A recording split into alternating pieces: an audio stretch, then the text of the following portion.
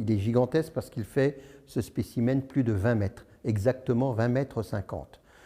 Il pesait entre 25 et 30 tonnes de son vivant, et c'est un animal qui donc vivait en groupe, en troupeau, on peut dire, d'adultes.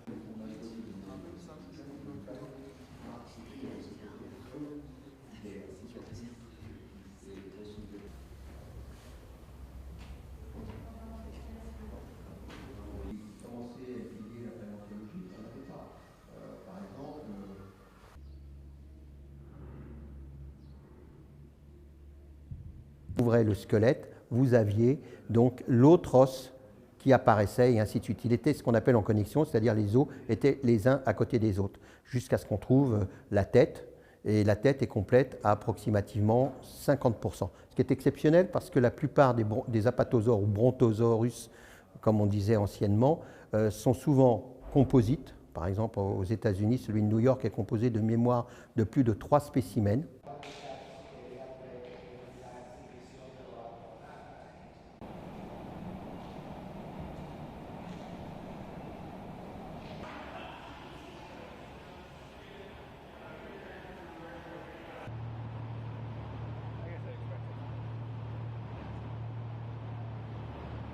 Telephones are lined up on the left. Yeah, I know. I just got a very nice here.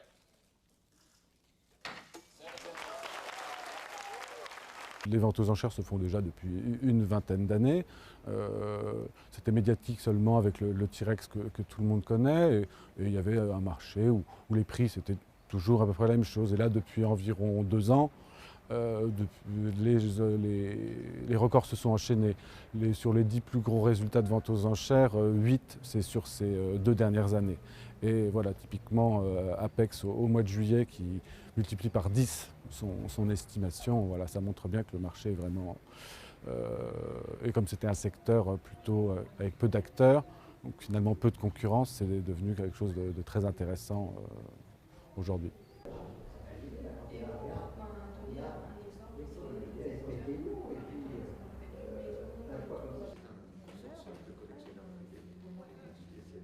C'est un bien culturel, c'est aussi un bien financier.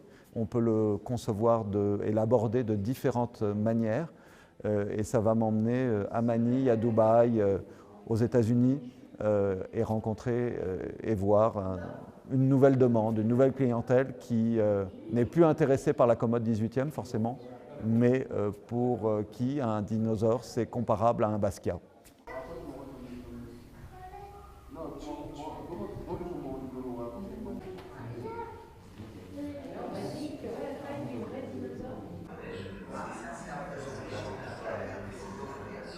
Je comprends, oui.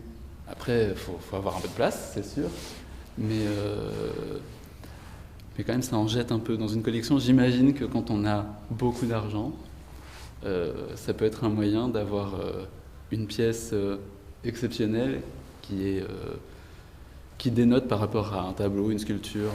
Il faut que ça soit visible pour le plus grand monde, donc le fait de le privatiser comme ça pour une seule personne, ça dépend de ce qui est fait derrière, mais voilà, je relativise un petit peu ça et je me dis, bon, si c'est juste pour le plaisir purement personnel. C'est comme les chevaux de course parce que bon, les fouilles coûtent très cher. Une période de fouille aux États-Unis, c'est 200 à 300 000 $. Là, ça a été remplacé par une résine pour des raisons de conservation. Oui, l'air vient et il est payé pour tout ce qui a été découvert. L'acheteur va s'engager à laisser l'accès public à ce dinosaure dans le futur. C'est pour ça qu'il n'y a pas de polémique. C'est des fonds privés qui ont financé sa recherche, sa restauration. Le futur acquéreur va laisser l'accès de ce dinosaure aux scientifiques.